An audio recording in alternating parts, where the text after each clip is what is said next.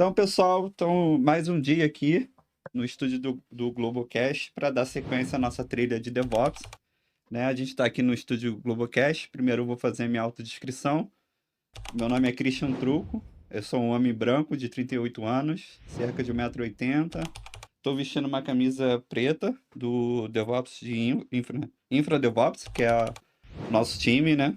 É o nome do nosso time. Sou da área de infraestrutura. Atualmente sou o coordenador dessa área, que atende praticamente a área de soluções de mídia. A gente vai abordar o tema aqui de DevOps, mas eu vou deixar a Érica e o Rogério se apresentarem primeiro, antes de entrar no tema. Bom dia, pessoal. Eu me chamo Érica Souza, eu trabalho aqui na Globo como DevOps também na área de DevOps que atendem a soluções de mídias e eu vou fazer a minha autodescrição. Eu sou uma mulher branca com cabelos com algumas mechas. Estou vestindo uma camisa preta e uma calça jeans. Beleza, bom dia pessoal, meu nome é Rogério dos Anjos, 39 anos, minha autodescrição, sou moreno pardo, estou com a mesma camiseta do Truco, da Infra DevOps, camiseta preta, e acho que é isso, 1,82 m. Beleza, né? E aí entrar aqui, né, começar a aquecer, né? O tema que a gente vai falar no segundo episódio é sobre ferramentas e cultura, né? Então já vou entrar aqui na primeira pergunta. Ela não é uma polêmica, mas ainda tem um contexto que algumas pessoas entendem que DevOps não é só cultura, não é cargo, não é só ferramenta. E aí eu vou perguntar aqui para a Érica e o Rogério. Como é que foi o processo de cultura dos times de DevOps e como é que foi essa mudança aqui na Globo? Eu vou começar, eu tô aqui na Globo desde 2021, e a gente acompanhou bem esse processo de transição de uma infraestrutura tradicional para ter times de DevOps e ter modelos ágeis, que é uma coisa que vem muito acompanhada com a cultura DevOps. E eu acho que uma coisa muito significativa para a gente que está dentro do processo também, para as áreas de negócio, que são os nossos clientes finais, é ter um maior engajamento, né? Tirar aquele silo de que a infraestrutura é alguém que você abre um chamado e você vai ter o que você espera, e você quase não tem contato, então é uma relação bem ruim, uma relação bem fria. E eu acho que a gente vem acompanhando essa mudança de ver os times de infraestrutura desenvolvidos no negócio, não só os times de DevOps, entender como é o negócio, não se drivar apenas pelo que o negócio espera, porque também é uma relação de cliente, então às vezes o negócio ele espera algo que entrega valor, mas você consegue talvez propor umas soluções melhores. E principalmente ter essa troca no dia a dia, se sentir parte do negócio, se sentir parte da entrega e não só estar ali como algo apartado, a infraestrutura apartada e dois silos diferentes. Ah, Rogério. Sei lá, na Globo eu estou desde 2022, eu acho, eu sou um pouco mais novo que a Érica de Globo. Eu acho que o grande lance foi a proximidade, né, com os times porque assim, nós somos um time de DevOps que estão alocados nas áreas, né? Então, a proximidade, né, com as outras áreas ali para tentar trazer ali uma flexibilidade maior nas demandas, né?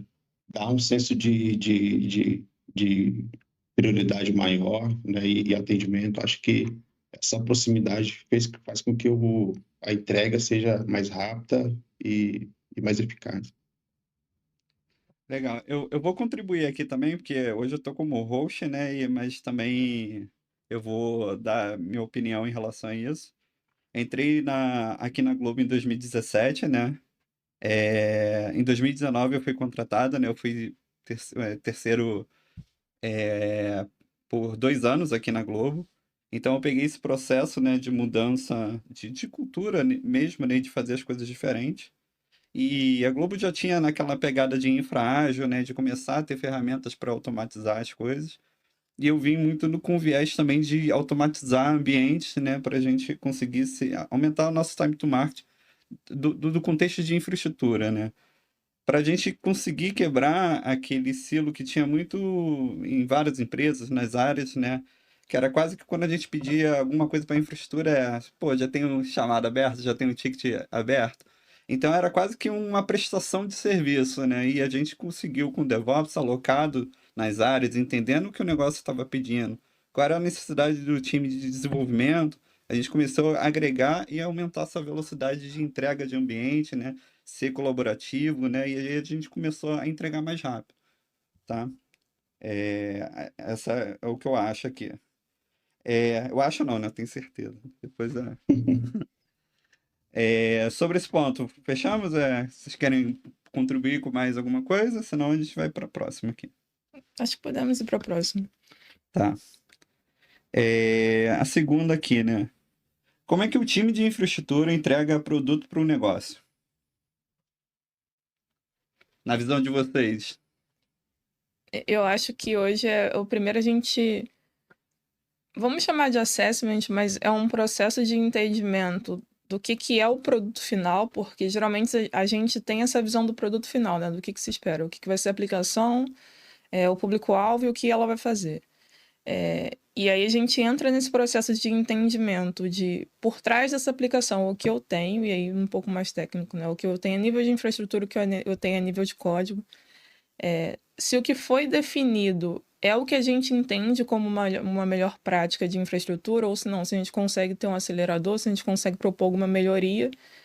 E acho que principalmente tentar casar a expectativa de entrega com o que a gente vai entregar e também assim, os prazos de entrega com o que a gente vai entregar. E uma coisa que eu acho muito importante no nosso dia a dia é ter o feeling de que você está atendendo algo importante, não fazer demandas por fazer, né? Você tem um entendimento de que o que foi proposto ali é algo especial, a gente acaba sempre trabalhando muito com um cenário de ponta, então você está sempre entregando um valor muito grande para a parte de exibição, e isso é uma coisa muito crítica, então ter o entendimento de que é uma demanda muito especial e que a gente não pode tratar como se a gente estivesse nessa cultura de atendimento a chamado, né? Se abriram um chamado para a gente tem que fazer essa entrega. Legal. A entrega da infraestrutura, né, ela muda um pouco porque não se preocupa só com a entrega, de entregar de fato a infraestrutura, mas da qualidade dessa entrega.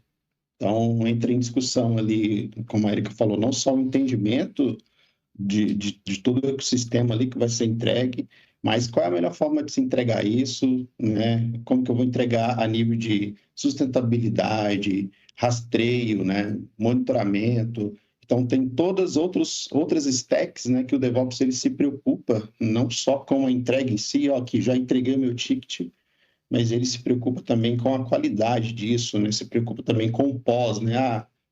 Esse tipo de entrega aqui, eu vou entregar essa aplicação, mas se ela der algum tipo de problema, como é que a gente vai rastrear isso? Como é que a gente vai acionar? Quais são os times que eu preciso acionar se o banco cair, por exemplo, parar de funcionar? Então, o DevOps, ele trabalha com esse entendimento e com a melhor forma de se entregar isso, né? Pensando no começo, meio e o fim da entrega, né? Então, a gente costuma dizer, né? A gente abre a porta, acende a luz, fecha a porta e apaga a luz, né? Então a gente está do início ao fim, acho que é isso.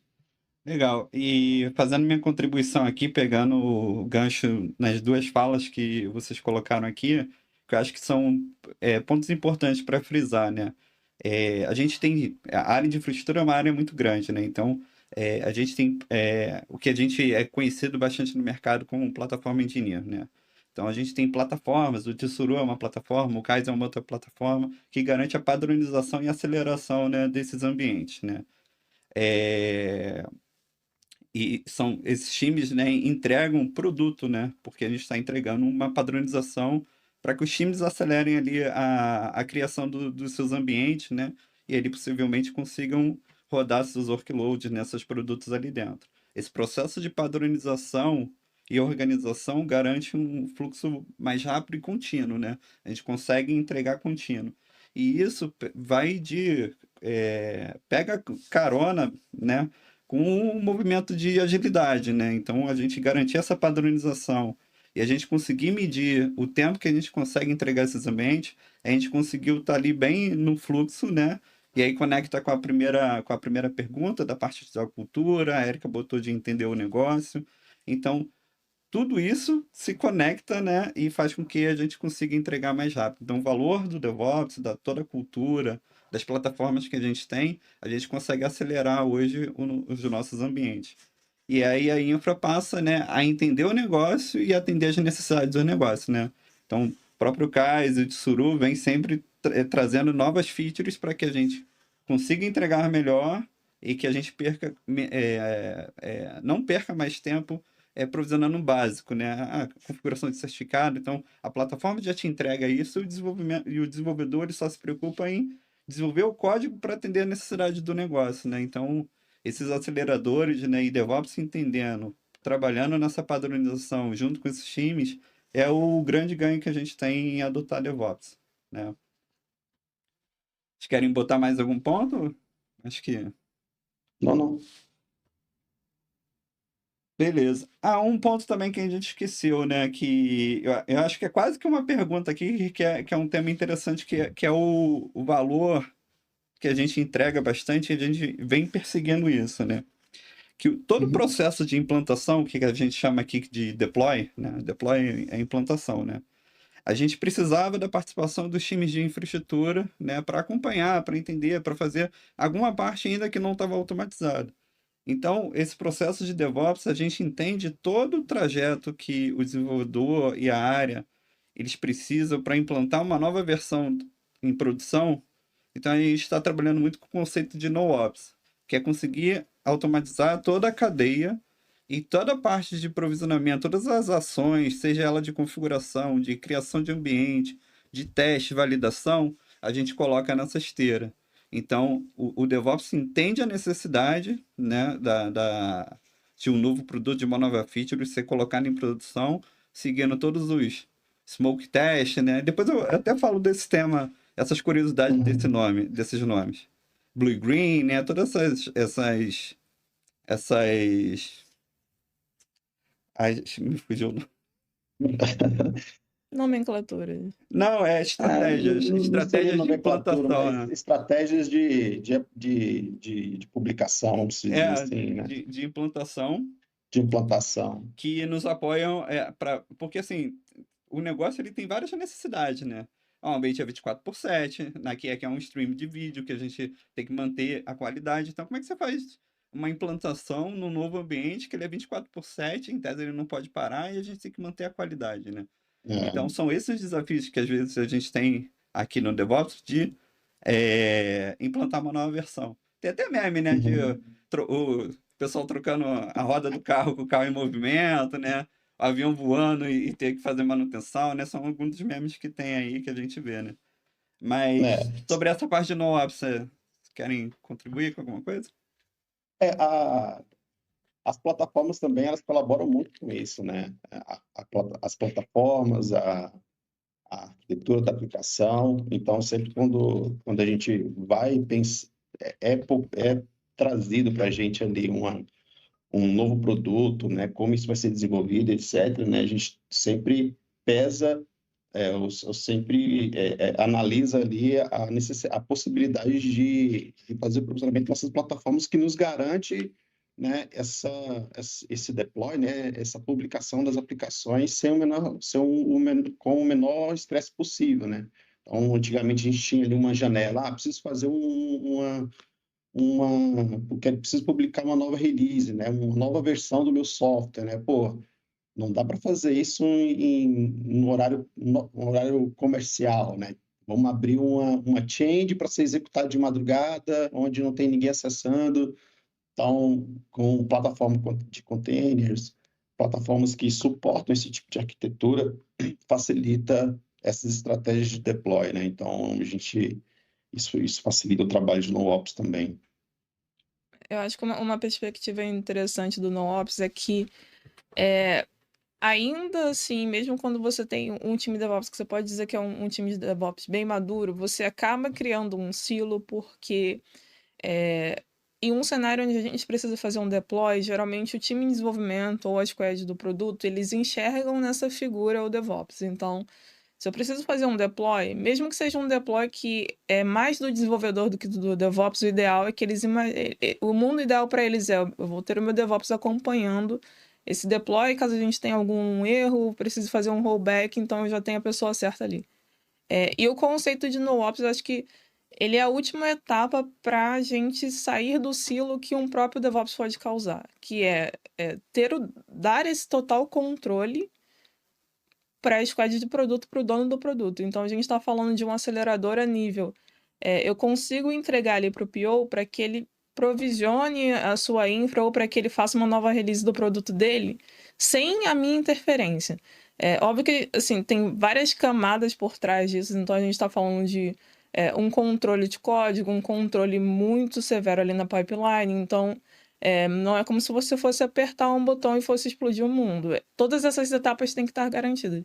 Mas esse conceito de NoOps assim, é o nosso estágio final para garantir que a gente consegue entregar um produto resiliente, uma infraestrutura resiliente, e tirando essa dependência de pessoas ou times, porque ainda assim a gente ainda vê um pouco, é muito cultural, né? Mesmo que seja um deploy que ele não vai ser em produção, a gente está fazendo um teste em homologação, é muito cultural as pessoas se apegarem a figuras. Então, o NoOps é a gente falando para o PO, para o dono do produto, que ele consegue fazer esse processo da esteira como um todo sem a nossa intervenção, porque o nosso trabalho já foi feito. Então, dar essa possibilidade de vislumbrar, ok, agora sim, eu não preciso do DevOps aqui do meu lado, eu consigo ter uma nova release meio-dia num horário muito crítico.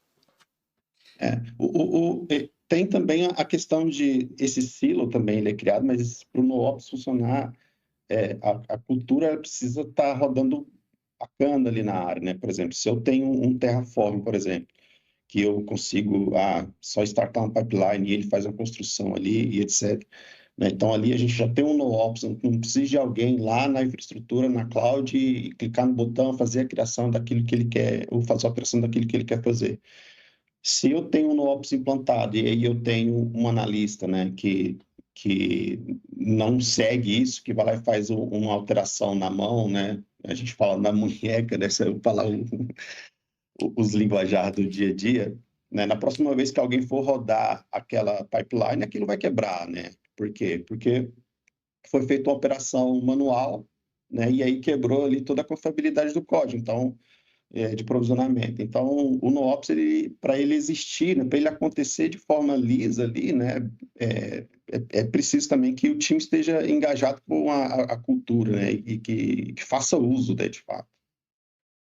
Legal, vou fazer um resumo aí de tudo que a gente falou, né, nessa parte, né? A questão de cultural, né? Nem sempre quando tem um novo deploy, a gente de fato precisa de um DevOps. O DevOps ele é importante em toda a parte de desenvolvimento do produto para ele entender como é que a gente vai entregar essa nova feature lá em produção, né? E aí mapear todos os processos e tentar eliminar tudo que a gente chama de toil.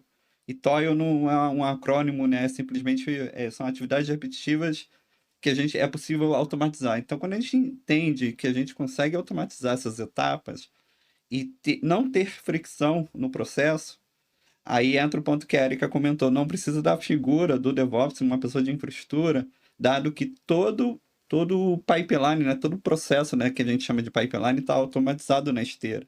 Então é simplesmente apertar um botão, lógico que isso tem todo um trabalho, tem todo um entendimento para a gente criar essa esteira e isso de fato está na mão do time, para quando ele simplesmente aperta um botão, atualiza. Eu vou usar uma analogia aqui que é quase que saiu uma nova versão do Teams para o celular. Eu venho aqui no App Store, né, ou no Google Store, atualiza, o pipeline. É isso que a gente está dizendo que é no Office. Eu não preciso de ninguém para instalar nada no meu celular. Ou O de processo é ninguém contínuo, né? te falando, olha, tem essa versão e essa versão, mas você tem que instalar essa. O ponto é ter essa camada de abstração. Você precisa saber que você precisa atualizar seu aplicativo sem saber a versão, sem saber o que tem de update, sem saber qual a correção de vulnerabilidade e segurança. O fato é que aquela última versão é a última versão mais segura, é a que está mais atualizada e é isso que você precisa fazer. Isso. Legal. E aí, como é que é essa história que DevOps não é só ferramentas? Polêmico. Polêmico, Acho que a gente já polêmico. falou um pouco aqui, mas Já falou, né? Já Eu falou. acho que assim, eu acho que uma perspectiva legal de pensar é que todas as ferramentas mais comuns do DevOps, elas existem antes do DevOps.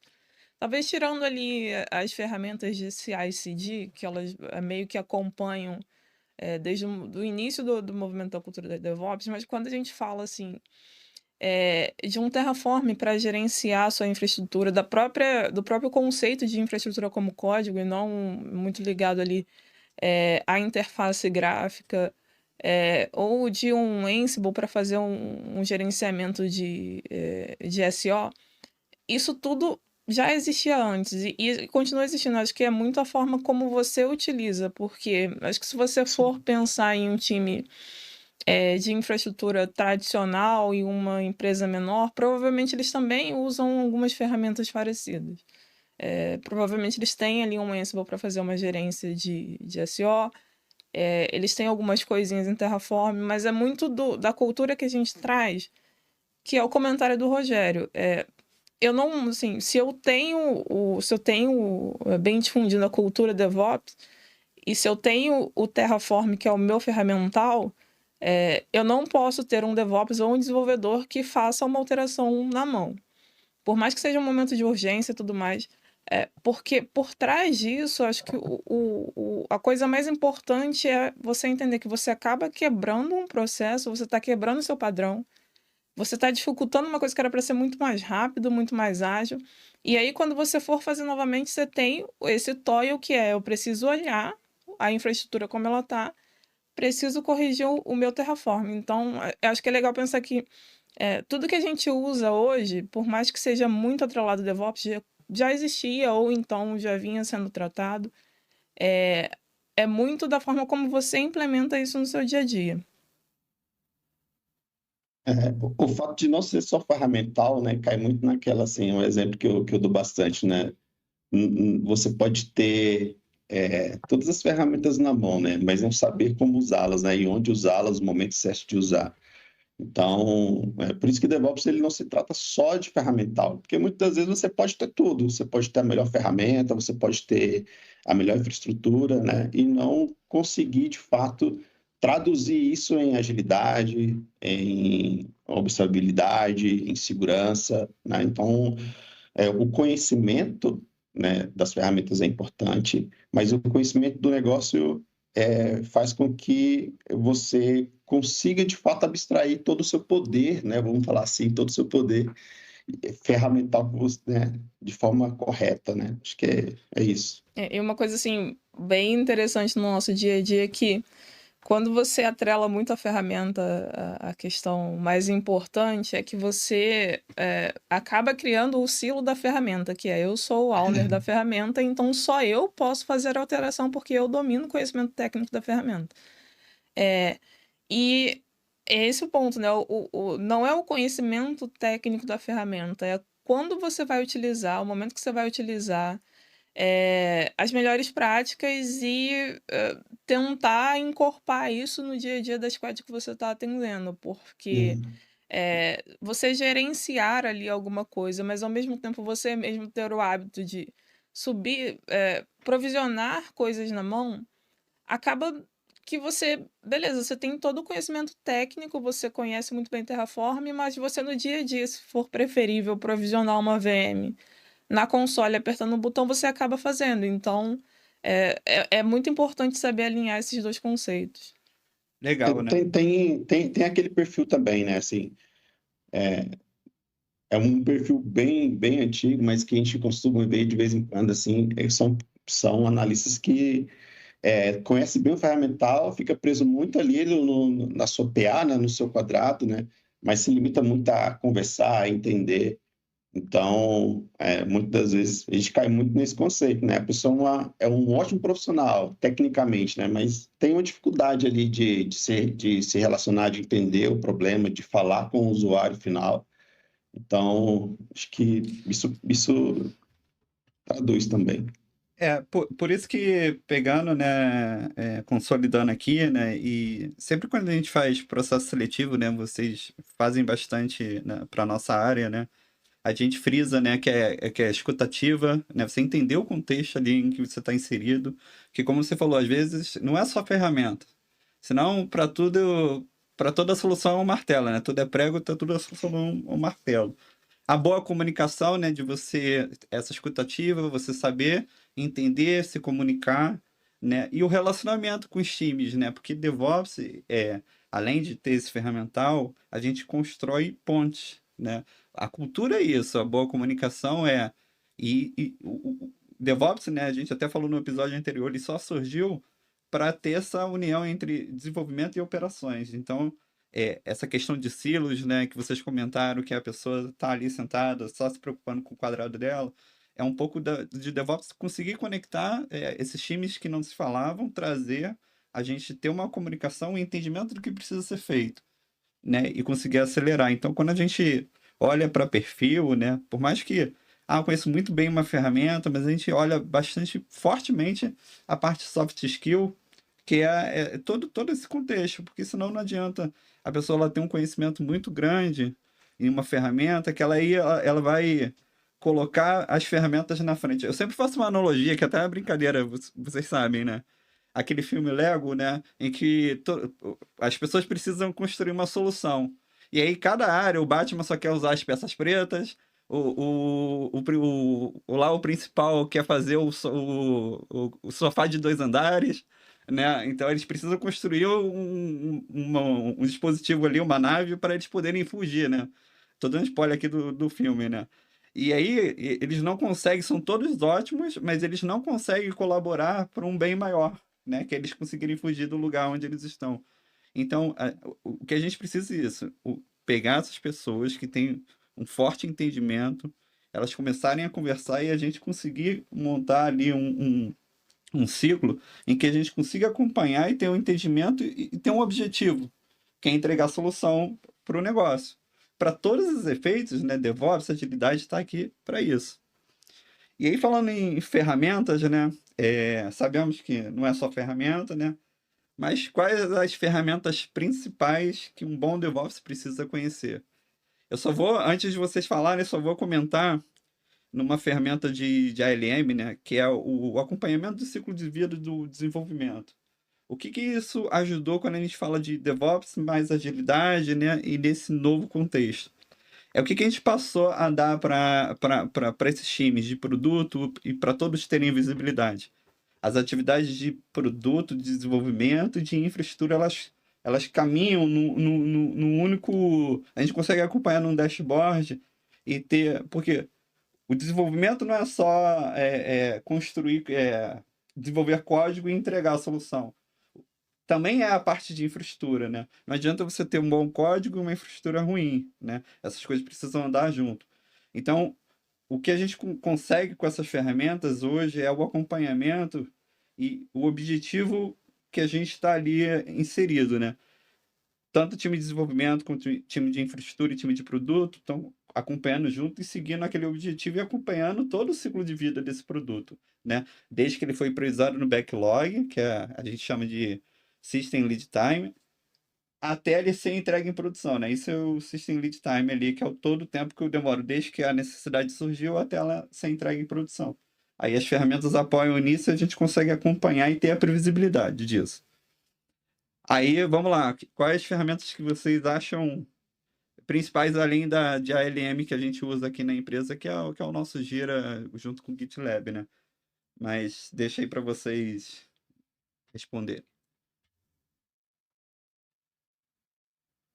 Bem, eu poderia dividir, né, essas ferramentas no nível de crescimento de cada analista, né? Mas pensando ali, não sei se eu posso abordar dessa forma, mas pensando ali em uma pessoa que quer começar na área, né? Falar, eu preciso aprender, preciso entrar na área de DevOps, quais são as ferramentas que eu preciso aprender, né? Acho que até respondi essa pergunta ontem também, mas se você está começando agora, eu acho que é importante você conhecer as ferramentas básicas, né? Acho que ferramentas como sistema operacional Linux, né? E ali os seus utilitários, acho que isso é o básico do básico. Uhum. E ferramental mesmo, aí você precisa saber de Git, né? E design de fluxo, que é Git Flow, etc. Ou Truck-Based Development, acho que é o básico. Virtualização, containerização, né? Acho que isso é o básico. Depois, se for para um nível maior, você já pode pensar em ferramentas de monitoramento, como Grafana, como uma stack como Elasticsearch, por exemplo.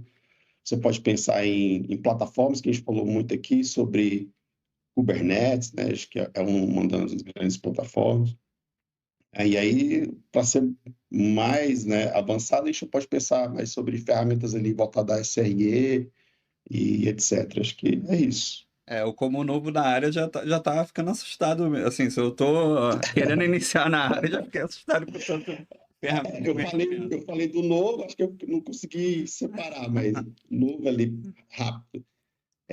Linux, Git, né, Git Flow e virtualização e containerização. Depois a gente vem sobre plataformas, depois monitoramento. Acho que é isso. Eu acho que, assim, para quem está começando também, talvez uma boa divisão seja a divisão do próprio ALM, que é, se eu tenho uma esteira e se eu tenho ali a infraestrutura, o código, e a minha entrega final, também posso dividir dessa forma, né? O que eu vou provisionar na minha infra? Aí entra toda a camada de virtualização, sistemas operacionais, talvez um Terraform para você fazer o gerenciamento da sua infraestrutura como código, o Git Flow, que seria a parte do deploy automatizado, e a entrega final, que aí já é mais a parte de observabilidade. O Zabbix, que ele traz uma observabilidade muito ligada aos vitais, o Grafana, que serve para você fazer essa exposição.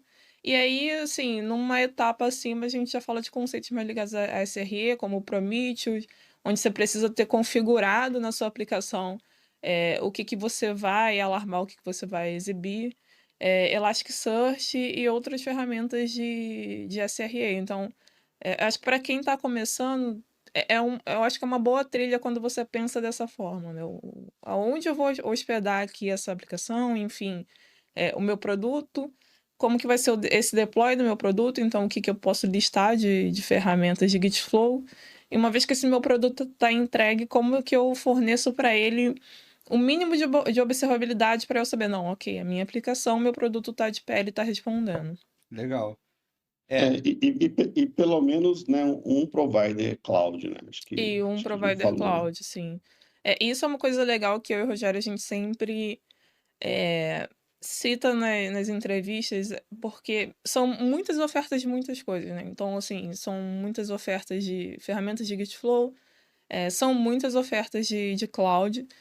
E uma coisa que a gente sempre tenta deixar claro para os candidatos, principalmente quando a gente está falando de candidato júnior, é que a gente não espera que a pessoa conheça o todo. Então, a gente não espera que a pessoa domine 3 clouds públicas, por exemplo. Até porque elas acabam seguindo um mesmo padrão. Então, tirando a diferença de nomenclatura, ou talvez algum produto muito específico de uma cloud ou outra, a gente tem uma camada de que onde o que é ofertado em uma cloud, ele vai ser ofertado em outra cloud também. Sim. Então, vai muito do que você se sente confortável. Se você se sente mais confortável com Cloud A por causa da interface, ou porque, enfim, a nomenclatura é melhor, você pode seguir na Cloud A, porque quando você for trabalhar com a Cloud B, você vai ver que a diferença é a nomenclatura, a diferença é a console, e no seu dia a dia é uma coisa que você consegue pegar rapidamente.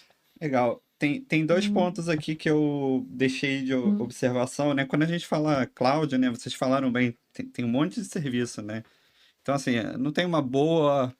Acho que não tem uma senioridade, eu sou sênior em cloud, porque tem tanto serviço, a cada dia saem novos serviços e a generativa, isso está exponencialmente aumentando, né? Então é quase impossível, né, você conhecer todos os serviços ali da cloud. Mas um ponto que vocês falaram elas são bem similares, né? Os cloud providers, você conhecer uma, praticamente você conhece quase todas. O que muda é que vocês comentaram a nomenclatura. Mas tem duas ferramentas aqui que eu acho que são importantes, e vocês comentaram. Uma que é container, que é quando a gente. E container não quer dizer microserviço, né? Mas a possibilidade de você empacotar aquela solução e rodar em qualquer lugar é o verdadeiro ganho, né, dessa solução. Porque o container é uma dependência e a principal ferramenta hoje que a gente tem é Docker, né? Então é uma ferramenta bem importante aí. E outra que tem aqui, que vocês falaram bastante, é o Terraform. Então, só para explicar aqui pro público, né? Quem tá vendo o segundo episódio, tá começando a entrar nesse mundo DevOps, né? Não é lá o filme do Super-Homem que a máquina lá tá transformando a Terra em Krypton.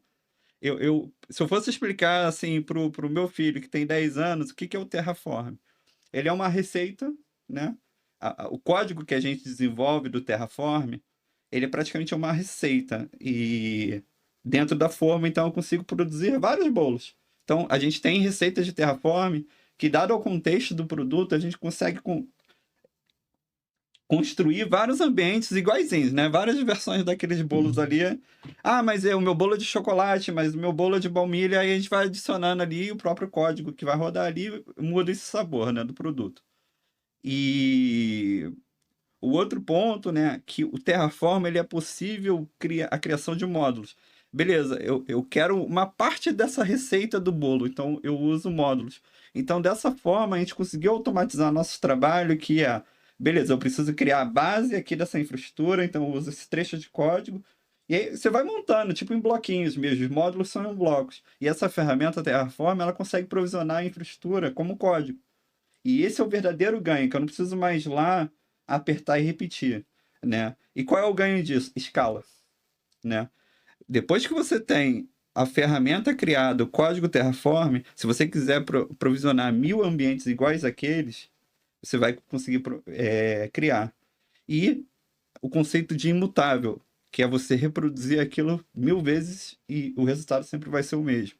Porque está tudo automatizado. É diferente de truco, faz 1000 vezes essa mesma ação. É muito provável que desses 1000 eu faça 85 direito e 15% vai ter erro. Então, a gente reduz o erro humano utilizando essas ferramentas. Então, esse é o verdadeiro ganho. Quando a gente entende o conceito da ferramenta, entende o contexto do negócio e consegue aplicar isso para o business da empresa, né? Então, legal. E aqui, quais são as principais métricas para medir o sucesso de DevOps? Essa é a pergunta de prova, hein? Eu falo aqui as 4 e aí vocês respondem, né? Tá bom. A gente vem trabalhando, né, com métricas DORA. É um conceito, não é novo para o mercado, mas é novo, né, para a gente, né, que a gente está adotando. Inclusive, já tivemos conversas com o Google, que é nosso parceiro, né, para a gente entender e implantar aqui na empresa. Mas a gente fala de 4 métricas, né? O lead time de mudanças, né? Eu vou ler em português, tá? Mas seria o lead time for changes, a frequência de deploy, que é o nosso deploy frequency, né? Tempo médio de recuperação, né? Quando a gente implanta uma solução e tem falha, né? A gente precisa fazer o rollback. E o quarto é a taxa de falhas nas mudanças. E aí, vocês não precisam falar delas todas, mas dessas 4, como é que vocês acompanham, como é que vocês estão tentando medir isso nos times que vocês estão atualmente? Eu acho que também é muito o conjunto da obra, né? Porque, por exemplo, ali as métricas de deploy, quantidade de deploy. A quantidade de deploy, ela não te diz muito se o seu ambiente está bom ou não. Sim, eu faço 40 deploys por mês, mas são 40 deploys para quê? De novas releases, você está fazendo correção. Qual o valor, né? Qual o valor que você agrega com isso? Então, é muito conjunto, né? Ver o lead time, que assim, o tempo de entrega, o quanto que eu estou demorando para entregar uma feature ou uma release nova. Isso é muito importante porque é algo que no dia a dia a gente precisa casar com os tempos de entrega do produto e da squad. Então, eu não posso ter a minha squad de produto planejando uma release nova a cada 15 dias se o meu time de DevOps alocado ele vai demorar 20 dias para entregar. Então, isso tem que ser muito casado. Geralmente, a gente acaba medindo em uma duração de uma sprint. Então, ali, uma semana, 15 dias, dependendo do time. A quantidade de deploys, mas muito dentro de um contexto específico, assim, qual o contexto da aplicação, qual o contexto do deploy. se eu deveria ter uma média de deploys por mês e não está acontecendo, se eu deveria ter um padrão de deploy por algum motivo, por alguma especificidade da aplicação, e está acontecendo ou não está acontecendo. E eu acho que, assim, no geral é isso. Eu acho que eu citaria essas duas como acho que as mais a gente utiliza no nosso dia a dia. Assim, pensando, eu vou falar de uma que é do System Lead Time, né?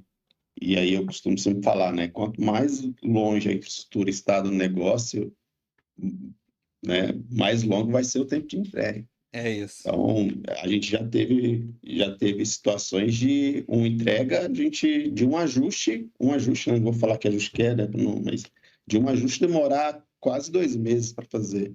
E aí, quando a gente conseguiu reunir as pecinhas chaves ali, a gente conseguiu fazer isso em poucos minutos. Aí vem aquela pergunta, cara, por que que uma alteração de poucos minutos demorou quase 2 meses para ser executada? Então, para o negócio, né, embora todas essas aqui que foram ditas é muito importante, mas para o negócio, para a entrega, para a velocidade daquilo acontecer, eu acredito que a infraestrutura, quanto mais próximo ela está do negócio, mais rápido é a entrega, mais rápido é o envolvimento, né? Então, acho que esse é o ponto, assim, na minha visão, né? Eu acho que é isso. Sim. E agregando aqui na conversa, né, o lead time, né, de mudanças e a frequência de implantação, a gente quer ver 2 pontos com essa métrica: o throughput dos times. E as outras duas, né, o tempo médio de recuperação e a taxa de falhas, e medir o quanto que é estável as entregas que os times estão fazendo. E não porque a gente quer microgerenciar, mas o que de ajuste a gente precisa fazer no fluxo, na esteira, para garantir que esse time tem uma performance melhor e a gente consiga ser mais ágil, né? Conforme o Rogério falou, mas não é mais ágil de prático, quanto que a gente consegue entregar uma nova feature e um novo valor para o negócio. E garantir que aquilo seja estável. E a gente não entregue um produto que tenha bug, tenha um monte de erro. Depois até vai comentar a história do bug aí, que é curiosidade, é o último ponto aqui. Então, essas métricas, elas servem para isso. E todo time, né, precisa acompanhar. Porque a gente está preso, eu sempre falo, ágil, todas essas frameworks são bacanas, mas a gente sempre é cobrado por custo e tempo. E a gente tá. Eu fui fazer obra em casa esses dias. A primeira coisa que eu pergunto pro pedreiro, o pedreiro fala que vai fazer inovação, né, vai trabalhar de forma diferente, mas na pergunta final, beleza, quanto isso vai me custar e quanto tempo vai demorar?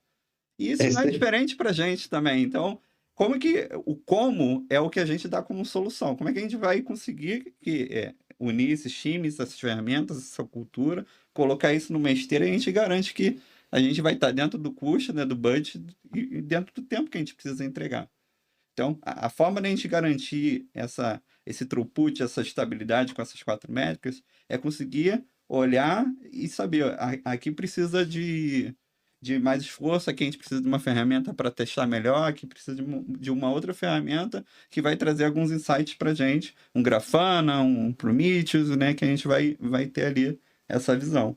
Eu acho que outro ponto, assim, importante, principalmente das duas métricas ali para o final, que é a quantidade de mudanças e o tempo que eu preciso para fazer uma correção, é que ela também precisa ser observada dentro desse fluxo e dentro do conceito de estabilidade, porque você pode ter uma falha, mas aí você pode entrar no caso que o Rogério comentou, que você tem uma falha, mas você demora 2 meses para corrigir. Então, na sua métrica, você vai ter uma falha e só. E você vai ter uma falha e vai ter uma correção. Mas quando você olha ali pro seu lead time, e aí você vê que essa falha acabou derrubando 2 ou 3 sprints onde você deveria ter finalizado a entrega, então significa que ela é uma falha muito crítica e, por consequência, ela vai acabar impactando na sua entrega final, vai acabar impactando no valor e também no orçamento. Então, não é porque o seu produto tem poucas falhas que ele é um produto estável, muito pelo contrário. Às vezes é melhor que você tenha pequenas falhas, vários bug fixes ali na sua pipeline, do que você ter uma falha onde você demora muito tempo porque tem muita dependência ou porque é algo muito complexo. Legal. E eu vou trazer dois pontos. A parte de curiosidade aqui, que eu tenho as 3 curiosidades que eu acho que é interessante. A gente está falando de implantação, de deploy, né?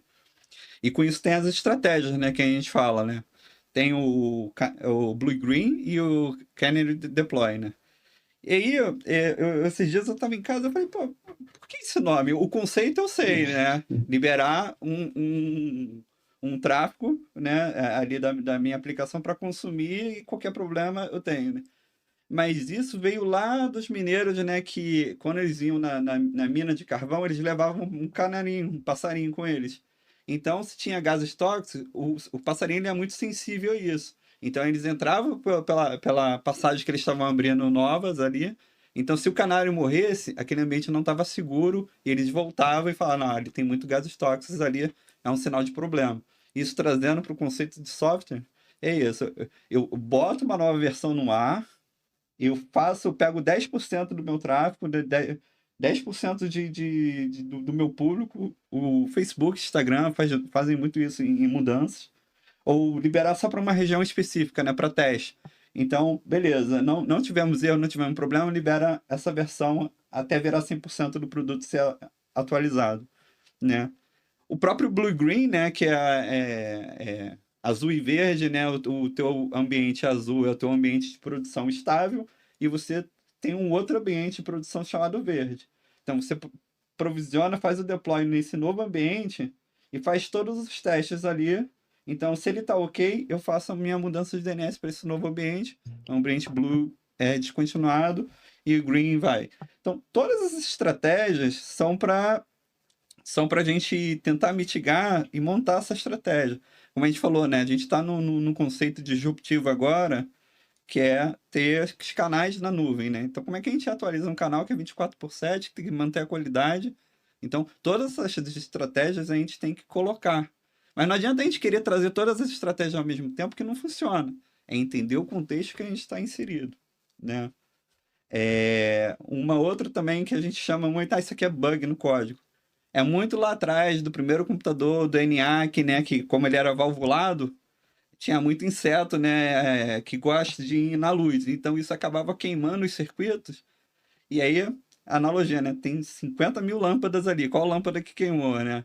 E aí se perdia horas procurando pela lâmpada. Aí o cara, encontrei o bug.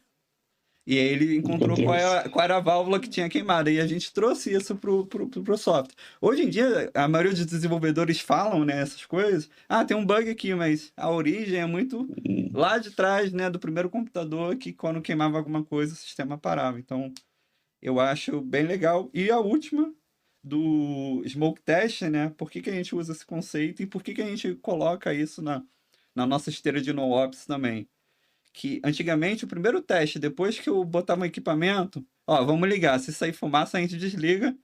Então, trazendo isso para o conceito de DevOps, né, da esteira de pipeline que a gente monta, a gente primeiro faz o teste, build e deploy, né? Então, no teste, se falhou, saiu fumaça, por assim dizer, cara, não vamos fazer o deploy em produção, porque no primeiro teste já deu ruim, né? Então, óbvio, né? Eu tô simplificando muito o processo. Tem a parte de teste, build. Depois que a gente faz o build, tem outros testes, teste de regressão, um monte de testes, teste de caos, teste de carga. Mas, assim, simplificando, né, o smoke test seria isso. No primeiro indício ali de problema, ó, para que não tá legal, senão a gente vai ter indisponibilidade no ambiente. Então, só aproveitei para trazer essas curiosidades que eu acho legal. E, assim, para finalizar, aí deixo com vocês. DevOps é para todos? Todos da área de tecnologia, para o negócio? O que vocês entendem? DevOps é para tudo, né? Acho que é isso. Para tudo e para todos, com certeza. Legal. E aqui para fechar, vocês têm mais algum ponto aqui que a gente não passou? Dessa parte de cultura e ferramentas que queriam reforçar alguma coisa para alguém que vai estar assistindo vocês, que não conhece muito desse mundão, né? Qual a mensagem que vocês deixam aqui para a empresa e para quem vai assistir vocês lá fora depois? Agradecer, né, pela nossa segunda rodada aqui no Globo TechCast. Até aproveitando essa reflexão de DevOps é para tudo e para todos, acho que sim. Então, acho que se você quer fazer uma migração de carreira ou uma migração dentro de uma área de infraestrutura. Eu acho que talvez seja o cargo barra cultura mais aberto possível. E a dica que eu dou, acho que a gente tinha comentado no primeiro episódio também, é, tipo assim, não tente aprender o todo, né? A gente comentou sobre algumas ferramentas e, assim, a gente comentou sobre duas possibilidades. De ou eu começo olhando ali uma trilha que seja voltada para júnior e aí depois eu vou evoluindo, ou eu começo tentando pegar um exemplo prático que se eu fosse fazer hoje uma aplicação, por onde que eu começaria a usar as minhas ferramentas? Eu acho que são duas boas dicas para quem quer começar e falar que a gente está super aberto também para contribuir. Pô, O truque sempre falou, né? Essas ferramentas sempre existiram, né? E aí vem falar que agora isso é de DevOps, né? Então, o DevOps sempre existiu, né? O que faltava era o engajamento. Então, hoje, se as entrevistas, né? O mercado de trabalho hoje busca por profissionais mais engajados, profissionais que estejam, de fato, abertos a aprender, abertos a se comunicar. Então, eu acredito que esse é um soft skill não só de DevOps, né? Que a gente fala, DevOps surgiu porque a área de infraestrutura conversava com a área de desenvolvimento. Mas hoje, né, aí criaram-se uma posição ali que é a pessoa em que fica no meio dos dois, fica ali, né, intermediando. Mas hoje o desenvolvedor, ele pode sim ser um DevOps, né? Ele pode sim ter uma cultura de DevOps, né? Não é, eu não sou desenvolvedor, eu não sou DevOps, então isso não é comigo. Cara, esse tipo de cultura não entra mais, né? Eu sou de infraestrutura, eu não tenho que saber de DevOps, eu não tenho que... Cara, totalmente equivocado. Então, a gente vê pessoas, né? Até pessoas próximas da gente que por algum motivo ficou, né, em open work, né, ficou aberto ali para o mercado de trabalho e aí não consegue se realocar. E aí a pessoa vai começar a pensar, pô, mas por que que eu tenho tanto conhecimento com ferramental, sei de muitas coisas, e aí uma pessoa do meu lado ali que não conhece tanto quanto eu tem oportunidades melhores de caminho ou tem oportunidades que eu não tenho, né? Muito por conta disso, porque talvez o que está pegando é justamente esse fato de cultura, esse engajamento, né? Então, para você que está querendo começar, né, na área, né, não só na área de DevOps em si, né, mas desenvolvimento e etc., outras áreas, busque esse soft skill, busque um soft skill de engajamento em primeiro lugar, né? Tente olhar para o seu coleguinha que está do lado ali, que está passando por um problema que você tem o conhecimento, né, mas você consegue apoiar o seu coleguinha que está do lado ali, dar uma pausa ali de 2, 5 minutinhos, ajuda o coleguinha, dissemina o conhecimento, né? Eu acho que é isso, acho que é o primeiro ponto, o primeiro passo. beleza, então, pessoal, é isso, né? Aqui a gente valoriza muito as pessoas, o foco é nas pessoas, né? A gente até diz, né? Se a parte soft skill ela for muito boa, né? E a pessoa estiver no início de carreira, né? A gente consegue formar, né? Inclusive, a gente está aberto aqui com algumas vagas de DevOps Júnior, DevOps Pleno, né?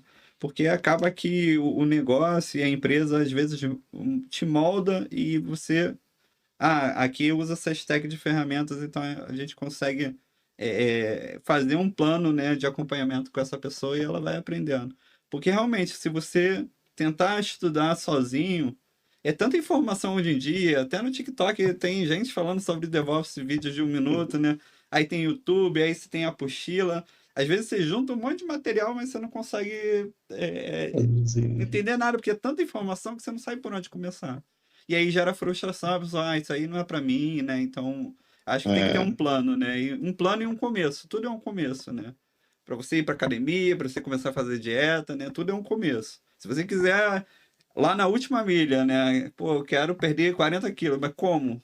Tem que ter um processo, né? Então, sem processo, você não consegue. E aí o que você falou, vocês comentaram, né? É a pessoa querer ter força de vontade e saber que o início, às vezes, é devagar, mas se você tiver o objetivo de chegar lá no final, você vai atingir o teu objetivo. Isso para tudo, não só para DevOps, não só para ferramentas, tá? E aí eu queria agradecer aqui, a gente está fechando esse segundo capítulo, vai ter o terceiro também. A ideia é que a gente consiga ter uma trilha bem bacana aqui de DevOps e vocês vão conseguir acompanhar a gente aí nas principais veículos de nos principais, nos principais players de música e podcast.